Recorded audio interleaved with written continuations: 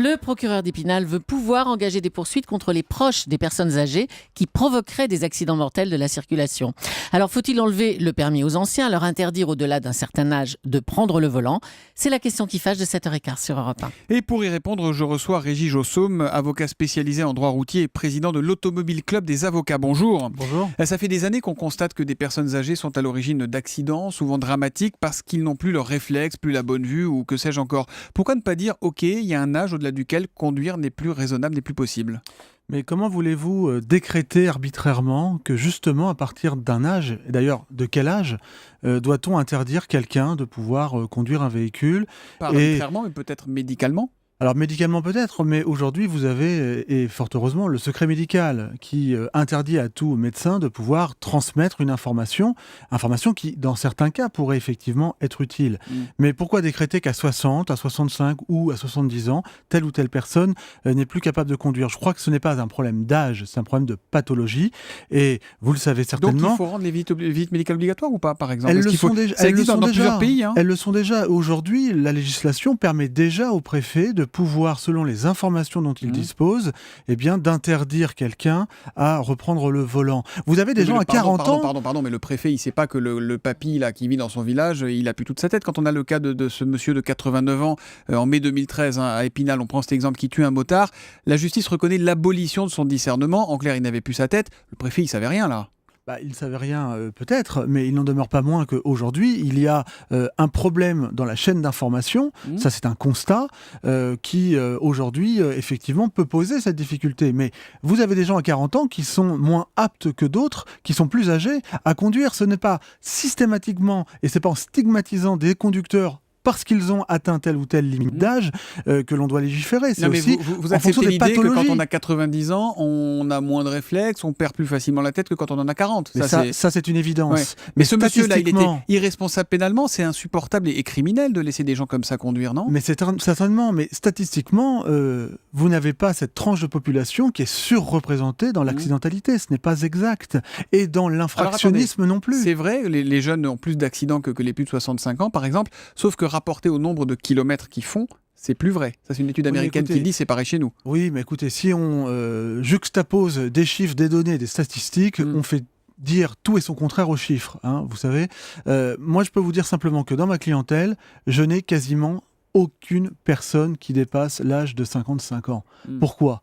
Je n'ai pas l'explication, sinon que, vous l'avez dit, les jeunes sont plus exposés aux risques routiers, commettent plus d'infractions au code de la route, et la mortalité, elle n'est pas liée à des conducteurs qui ont dépassé un certain âge. Donc on ne peut pas, à mon avis, décréter comme ça qu'à tel âge, on doit et on impérativement interdire à telle ou telle personne de conduire. C'est aussi un lien social. On est quand même différent par rapport aux autres pays européens. Il y a des examens obligatoires dans certains pays. Au Portugal, en Italie, c'est à partir de 50 ans, 60 ans au Luxembourg, 65 ans en Grèce. Pourquoi pas chez nous? En quoi ça vous pose problème? Je ne dis pas qu'il ne faut pas mettre en place un dispositif comme celui-ci. Je dis simplement qu'il ne faut pas stigmatiser des automobilistes en raison de leur âge. Donc c'est à l'entourage de surveiller? C'est à l'entourage de veiller? Mais pas plus. Comment voulez-vous que tel ou tel enfant puisse interdire à l'un de ses parents de conduire ou de surveiller celui-ci? On fait rien et le matin on se désole quand on apprend qu'un papy, bien malgré lui, ou une mamie, il n'est pas question de les stigmatiser, a causé un accident mortel. C'est pas ce que je dis non plus. Je dis simplement que affirmer, comme le fait le procureur d'Épinal, que l'on va poursuivre les familles, ça me paraît d'abord se heurter à des principes généraux du droit, c'est-à-dire que nous sommes responsables, chacun d'entre nous, que de nos propres faits et pas de celui des autres. C'est le principe général du droit, Monsieur c'est Soto, vrai. si je vous dis en sortant de ce studio que j'ai une pathologie et que je ne suis peut-être plus apte à conduire et que dans 5 minutes je vais avoir un accident, on va vous poursuivre parce que je vous ai dit à l'antenne cela? Non, en revanche, si vous êtes venu et que je vois que vous êtes ivre-mort, ce qui est objectivement pas le cas, mais ça n'est et que pas je vous une laisse pathologie. repartir en voiture, on pourra me le reprocher, non? Éventuellement, on pourra vous le reprocher, mais ce n'est pas systématique. Il y a des cas de jurisprudence où effectivement, dans un certain nombre de cas, des tenanciers ont été poursuivis et condamnés par la justice. La femme de ce motard qui est mort à Épinal, femme qui a 3 enfants, s'indigne, elle dit « On demande des contrôles techniques pour les voitures alors que dans la majorité des accidents, la faute est humaine ». Ça, vous le constatez aussi ou pas? Parfaitement, mais elle a parfaitement raison.